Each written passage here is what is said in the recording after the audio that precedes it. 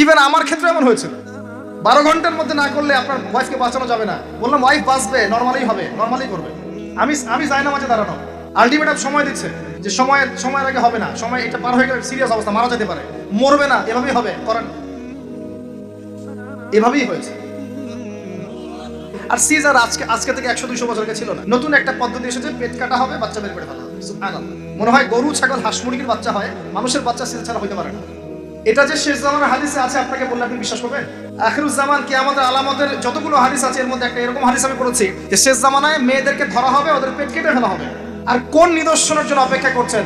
শেষ জামানায় মেয়েদেরকে ধরা হবে। মেয়ে রাজি না থাকলেও বোঝানো হবে সিজার না করলে বাচ্চা বাঁচবে না।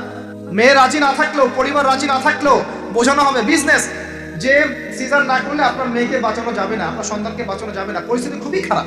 এমন ভাবে ব্রেইন ওয়াশ করা হবে, ভয়ে বাচ্চা মা বলবে হ্যাঁ করেন, সিজার করেন।